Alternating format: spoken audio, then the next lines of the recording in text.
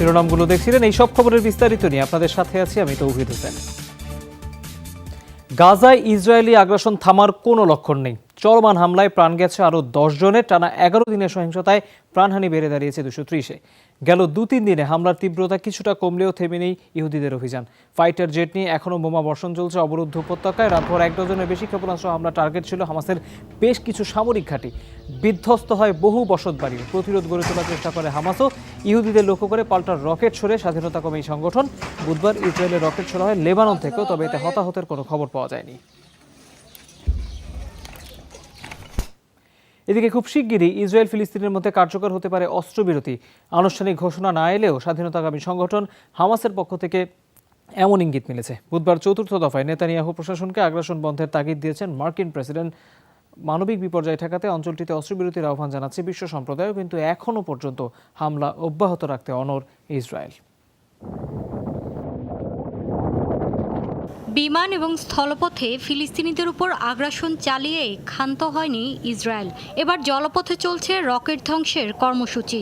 নৌবাহিনীর বেশ কিছু ইউনিট সমুদ্রপথে দিচ্ছে টহল। স্পিডবোট থেকে হামাসের হামলা ঠেকিয়ে দিচ্ছে গোলা ছুড়ে। ইসরায়েলকে নীতিগতভাবে সমর্থন জানালেও সহিংসতা বন্ধের আহ্বান যুক্তরাষ্ট্রের। 4র্থ দফায় দিয়েছে অস্ত্রবিরতির প্রস্তাবও। জায়নবাদীদের আগ্রাসন বন্ধে বিশ্ব সম্প্রদায়ের তরফ থেকে বারবারই আসছে তাগিদ। কদর্য ঘৃণ্য আচরণের মাধ্যমে ইসরায়েলের আসল চেহারা আজ বিশ্বের সামনে স্পষ্ট। ঔপনিবেশিক জাতির শাসনে বসবাস করছে ফিলিস্তিনিরা, যেখানে বর্ণবৈষম্য এবং দখলদারিত্ব নিত্য নৈমিত্তিক ব্যাপার। মূলত কৌশলে মুসলিম জাতির মূলোৎপাটন করতে চাইছে তারা।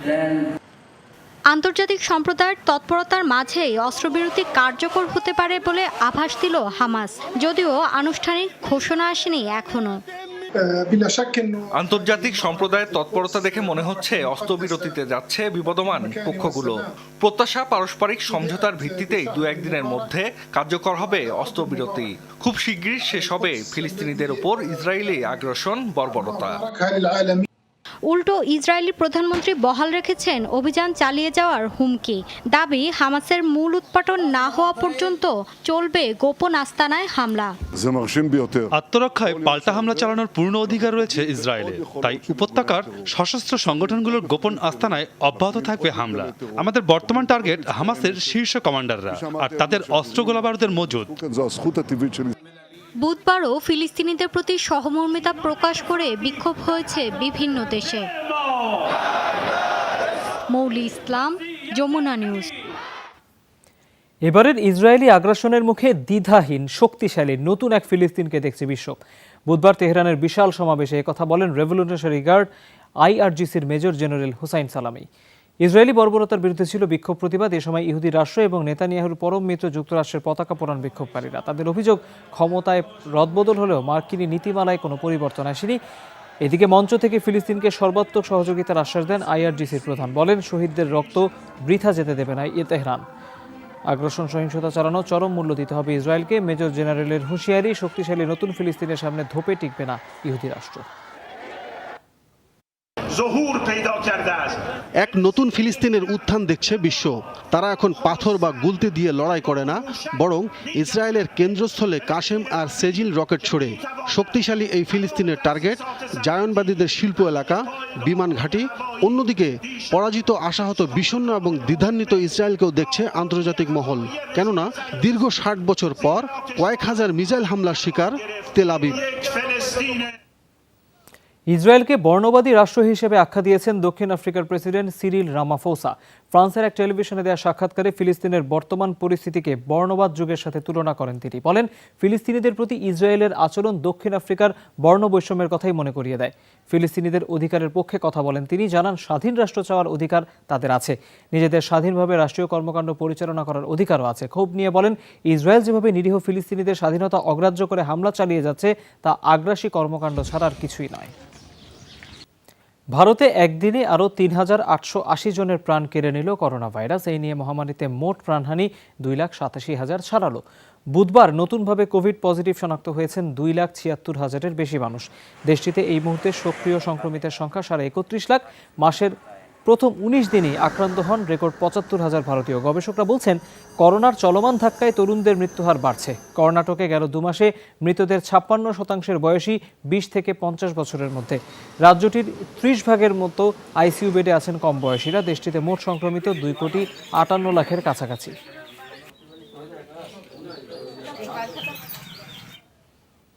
করোনায় বিপর্যস্ত ভারতে শহরের চেয়েও করুণ চিত্র গ্রামগুলোতে। নেই স্বাস্থ্যবিধি মানার বালাই, ঘাটতি আছে প্রশাসনের নজরদারির। পরিস্থিতির সবচেয়ে অবনতি হয়েছে উত্তরপ্রদেশে। রাজ্যটির শুধু একটি গ্রামেই ১ মাসে ভাইরাসের প্রকোপে প্রাণ গেছে শতাধিক মানুষের। অক্সিজেন, ওষুধ ও চিকিৎসা সরঞ্জামের সংকটে অনেকেই আশ্রয় নিচ্ছেন কুসংস্কারের। ভয় আর আতঙ্কের গ্রামে পরিণত হয়েছে উত্তরপ্রদেশের লীলাউলি। গেল ১ মাস এখানে করোনায় প্রাণ হারিয়েছেন শতাধিক মানুষ। করোনার লক্ষণ দেখা দিল পর্যাপ্ত চিকিৎসা ব্যবস্থা না থাকায় মৃত্যুর কাছে অসহায় আত্মসমর্পণ করছে বহু সাধারণ মানুষ। যাদের করোনা হয়েছিল তারা কেউই সেটি বুঝতে পারেনি, কারণ এখানে করোনা পরীক্ষার সুযোগ নেই। ফলে একদিকে যেমন রোগ ছড়িয়েছে, অন্যদিকে আক্রান্তরা বিনা চিকিৎসায় মারা গেছে। যাদের জ্বর কাশি হয়েছিল ২ থেকে ৩ দিনের মধ্যেই তাদের মৃত্যু হয়। সময় মতো কাউকেই প্রাথমিক চিকিৎসা দেওয়া যায়নি, অক্সিজেন তো দূরে থাক।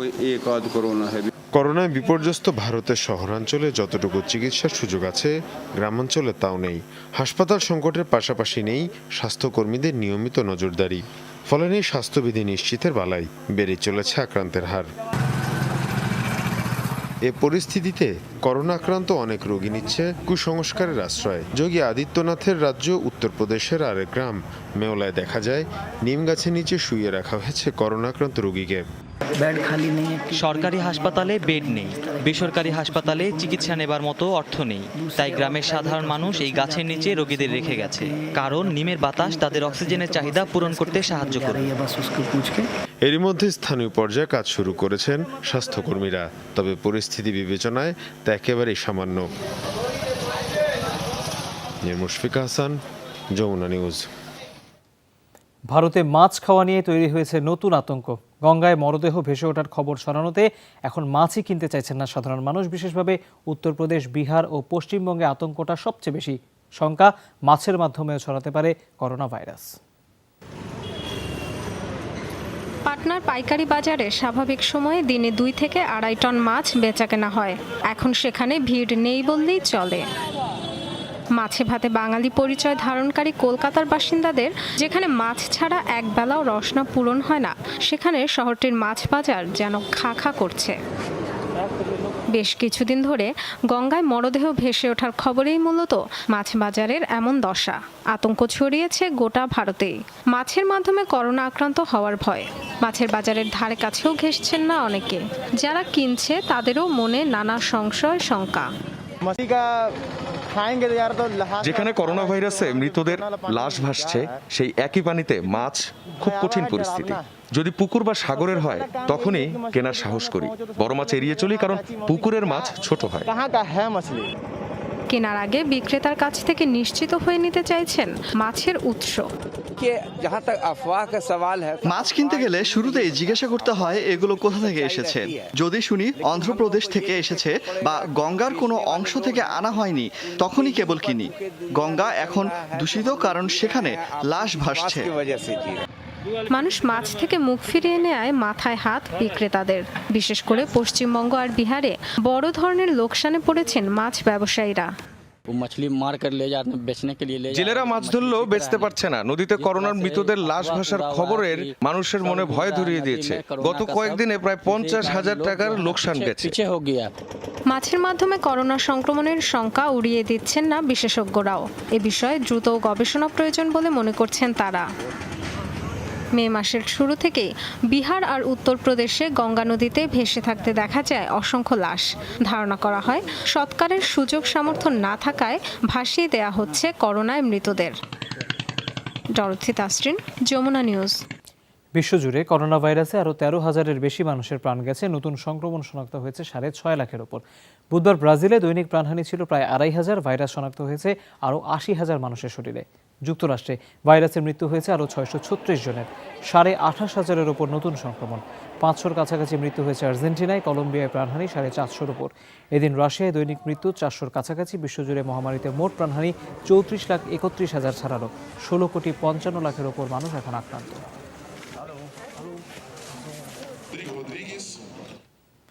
প্রলয়ঙ্কারী সাইক্লোন টাউটির তাণ্ডবে ভারতের প্রাণ গেল কমপক্ষে 110 জনের। বৃহস্পতিবার পর্যন্ত নিখোঁজ তেল ও জ্বালানি বহনকারী জাহাজ P305-এর 38 নাবিক। দেশটির প্রতিরক্ষা মন্ত্রণালয় বিবৃতি দিয়েছে, সেই অনুযায়ী বুধবার রাত পর্যন্ত নৌবাহিনীর জাহাজ, হেলিকপ্টার এবং বিমানের সহায়তায় মুম্বাই সাগর থেকে উদ্ধার করা হয় 6 শতাধিক নাবিক ও ক্রুকে। তাদের 37 সহকর্মীকে জীবিত অবস্থায় উদ্ধার করা সম্ভব হয়নি। নিখোঁজদের সন্ধানে এখনও তল্লাশি চলছে। দক্ষিণ উপকূলীয় রাজ্যগুলো অতিক্রমের পর মহারাষ্ট্রে আঘাত হানে প্রবল পরাক্রমশালী টাউটি। সে সময় গভীর সমুদ্রে নোঙর করা প্রাকৃতিক গ্যাস ও উত্তোলনকারী 3টি জাহাজ পড়ে বিপদে। ঝড়ের তাণ্ডব থেকে তাদের রক্ষায় এগিয়ে যায় বিমান বাহিনী, কিন্তু প্রাকৃতিক দুর্যোগের সামনে শেষ রক্ষা হয়নি।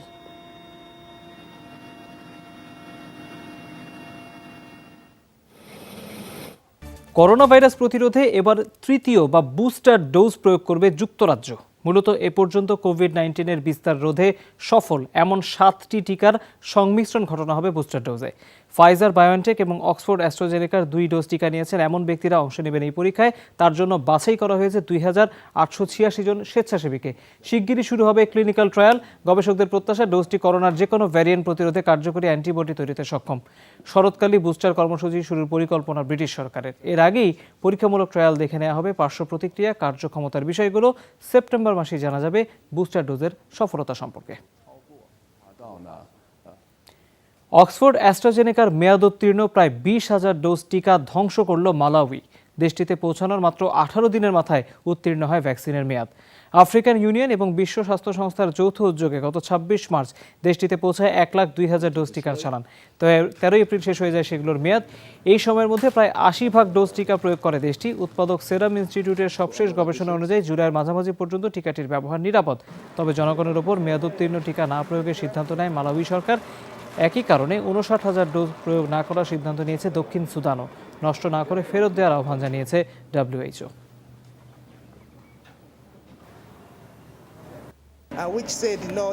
WHO জানিয়েছিল মেয়াদ পেরিয়ে গেলেও টিকা ব্যবহার করা যাবে, তবে আমরা সিদ্ধান্ত নিয়েছি কোনো মেয়াদোত্তীর্ণ টিকা আমরা প্রয়োগ করব না, কারণ এটা সরকারের নীতি বিরোধী। ফ্রান্সে আইনশৃঙ্খলা বাহিনী নিরাপত্তা জোরদারের দাবিতে পার্লামেন্টের সামনে বিক্ষোভ করেছেন কয়েকশো পুলিশ সদস্য। পরিস্থিতি স্বাভাবিকের চেষ্টায় নামেন স্বরাষ্ট্রমন্ত্রী জেরাল্ড দারমানিয়ান, কিন্তু নিরাপত্তা সদস্যদের প্রবল বাধার মুখে পড়েন তিনি। পুলিশ ইউনিয়নের অভিযোগ, ইমানুয়েল সরকার তাদের নিরাপত্তা নিশ্চিতে ব্যর্থ। সরকার বিরোধী বিভিন্ন আন্দোলনে প্রায় আক্রমণের শিকার হচ্ছেন পুলিশ সদস্যরা। গেল মাসে স্টেশনের বাইরে এক কর্মকর্তাকে ছুরিকাঘাতে হত্যার পর মাসব্যাপী এই প্রতিবাদ সমাবেশ চলছে। পুলিশের সমর্থনে বিক্ষোভে যোগ দেয় সাধারণ মানুষও, যদিও ফ্রান্সের মানবাধিকার সংস্থা ও সংখ্যালঘু সম্প্রদায়গুলো বলছে পুলিশের বর্বরতা, হয়রানির শিকার হচ্ছে সাধারণ মানুষ।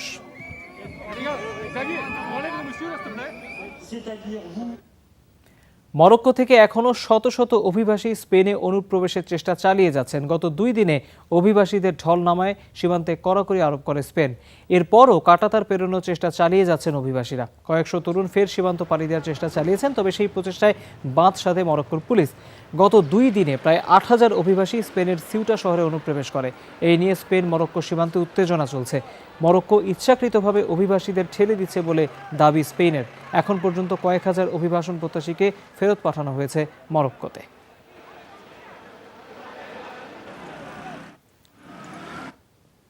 লোকালয়ে বিধ্বস্ত হলো বেলারুশ সেনাবাহিনীর একটি বিমান। বুধবারের দুর্ঘটনায় 2 পাইলটই প্রাণ হারিয়েছেন।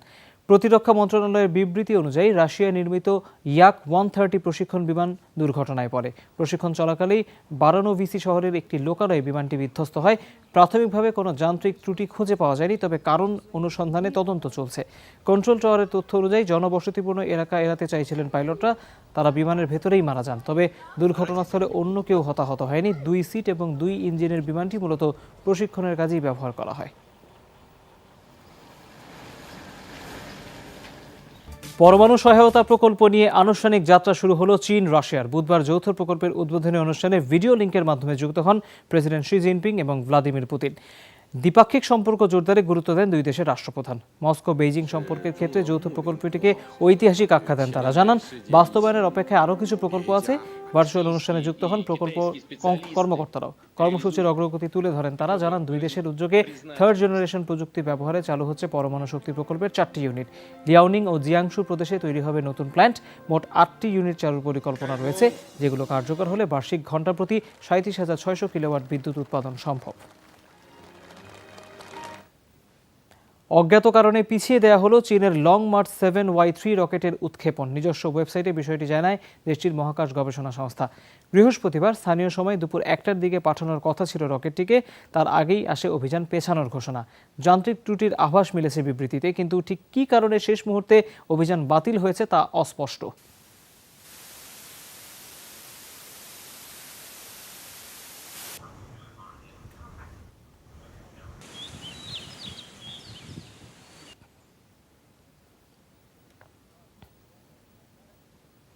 মঙ্গলে অবতরণের পর প্রথমবারের মতো লাল গ্রহটির ছবি ও ভিডিও পাঠালো চীনা মহাকাশযান তিয়ানওয়ান-1।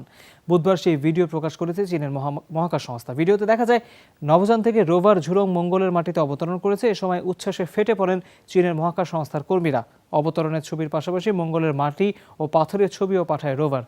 আগামী কয়েকদিন মঙ্গলের বুকে ইউটোপিয়া নামের একটি অঞ্চল পর্যবেক্ষণ করবে রোভারটি। শনিবার তিয়ানওয়ান-1 নামের এই নভোযানটি মঙ্গলে পৌঁছায়।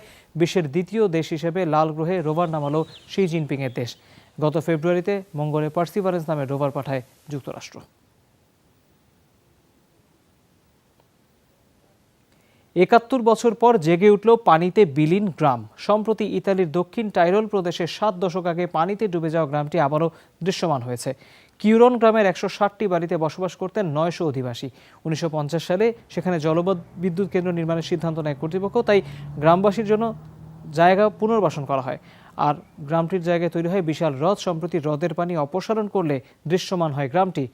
বর্তমানে গ্রামটির কি অবস্থা তা দেখতে ভিড় জমিয়েছেন পর্যটকরা। বাড়িঘরের ধ্বংসাবশেষ ছুঁয়ে দেখে বিস্মিত আর আবেগপ্রবণ হয়ে পড়েন অনেকে। অবশ্য খুব বেশি দৃশ্যমান থাকছে না গ্রামটি। কয়েক সপ্তাহের মধ্যে আবারও হ্রদের পানিতে বিলীন হবে কিউরন। শেষ করবো যমুনা আইরেস, তার আগে শিরোনামগুলো জানিয়ে দিচ্ছে আরো একবার।